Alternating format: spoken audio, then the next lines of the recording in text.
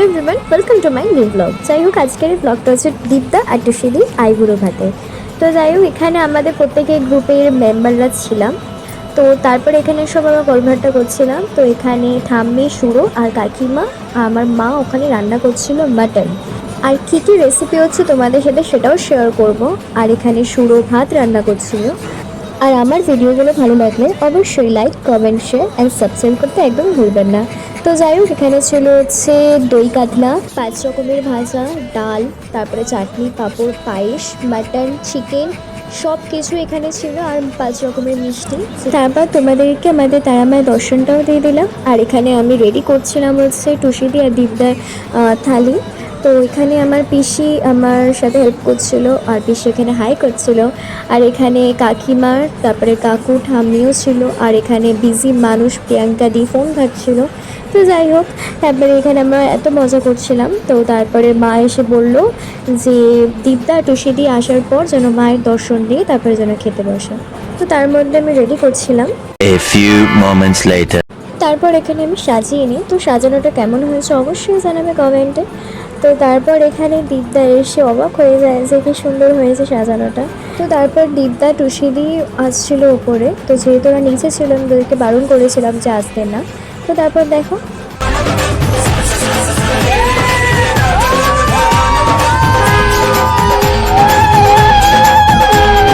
কিছু কিছু সুখে এত খুশি থাকে মিশে, ধরা দেয় অচেনা কাছে সে ভালোবেসে। কিছু কিছু তারপর সেই মুহূর্ত যে দুই ভালোবাসা এক হয়ে মায়ের কাছে প্রণাম করছিল। আর কি সুন্দর না মুহূর্তটা। তো যাই হোক, তারপর তারা এসে খেতে বসে। তো তারপরে মা এখানে ইমোশনাল হয়ে গেছিলো একটু, কারণ মা আমাদের প্রত্যেক মেম্বারসদের নিজের সন্তানের মতো দেখেছে। আর নিজের সন্তানের বিয়ে হওয়া মানে একটু মানে সুখের কান্না যেটাকে বলে। তারপর এখানে মা দীপদাকে আশীর্বাদ করছিল, তারপর টুসিদিকে আশীর্বাদ করছিল। যে স্বপ্নের দিন ও কাছে এলো, জীবন আরো যেন। তারপর মা ওদেরকে আশীর্বাদ করে খাইয়ে দিয়েছিল। তারপরে খাওয়ানোর পর যেই মুহূর্তটা, তো তারপর আমার দিদি এখানে খাওয়াতে গেছিলো। তো তারপর দিদি টুসিদিকে খাওয়াচ্ছিল আর দীপদাকেও খাইয়েছে। খাওয়ানোর পর আমি খাওয়াতে গেছিলাম, যেহেতু প্রত্যেকে নানান ধরনের খাবার টেস্ট করেছে, তাই আমি এখানে মাটন টেস্ট করাচ্ছিলাম। আমি মাঝখানে অনেকজনই ক্লিপ নিতে পারিনি, সবাই ওখানে তাদেরকে খাইয়েছে আর আশীর্বাদ করেছে। তো সেই ক্লিপগুলো নিতে পারিনি। তো এখানে দাদাও বলছিল খুব ভালো হয়েছে, আর টুসিদিও বলেছে রান্নাগুলো খুব ভালো হয়েছে।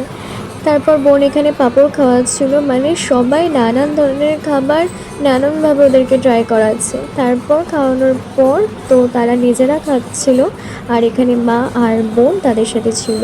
তারপর এখানে প্রিয়াঙ্কা দিয়ে সুনদাও খেতে বসে পড়েছিল, যেহেতু সুনদা কাজে চলে যাবে তাই। তো এখানে আমার দিদি দেখো কোন স্বর্গে বসে আছে। তো তারপরে দিদি, সুরো, আমি, সায়নদা সবাই খেতে বসে পড়েছিলাম, কিট্টুও বসেছিল। তারপর আমাদের খাওয়ার পর পিসি আর কাকিমা, তারপর হচ্ছে মাও বসে পড়ে। তো ওখানে ঠাম্মি শাড়ি গুছাচ্ছিল টুসিদি। আর এখানে দেখো আমার দিদি আর বোন কী করছিল। আজ মন সারা দিল। তো খানিকক্ষণ পর আমরা নিচে যাই। তো নিচে গিয়ে ছেলেরা এখানে রিসেপশনে ডান্স প্র্যাকটিস করছিল, আর এখানে পোকায় বসেছিল, আর টুসিদি এখানে ভিডিও করছিল। তো তারপরে এখানে দেখো যে ছেলেগুলো কীভাবে ডান্স প্র্যাকটিস করছে, আর সেই ব্লগগুলোও আসবে রিসেপশনের দিনকারে। তো সেই জন্য ওয়েট করতে হবে, আর আমার চ্যানেলটাকে সাবস্ক্রাইব করে রাখতে হবে। তারপর এখানে গল্প আড্ডা করছিলাম। তো তারপর এখানে সবাই রোহিতকে নিয়ে কথা বলছিল যে রোহিত কখন আসবে, যেহেতু রোহিতকে এখানে আমরা মিস করছিলাম, যেহেতু রোহিত কাজে গেছিলো। তো তারপর ওরা চাটা খাওয়ার পর ওদেরকে বলছিলাম যে আগে ডান্স প্র্যাকটিস করতে, কারণ আমাদের ডান্স এখনও প্রায় তোলা বাকি ছিল। তারপর জানি না এখানে কিট্টু কী করছিল, এখানে দেখি চুচায় চুচায় করছে কিট্টু। যাই হোক, তো এখানে আমাদের প্রচণ্ড মজা করে দিনটা কেটেছে। আর তারপরে টুসিদি আর দীপদাও চলে যায়, আর তাদেরকে ছাড়তে যায় হচ্ছে সুরো আর পোকাই, আর কি রোহিতও চলে এসেছিলো সেই ফাঁকে, আর কিট্টু ছিল আমাদের সাথে। তো তারপরে আমরাও একটু নিচে করে শুয়ে পড়ি। তারপর ঘুম থেকে ওঠার পর ভিডিওটা আমি এখানেই শেষ করছি। দেখা হবে নেক্সট কোনো ব্লগে।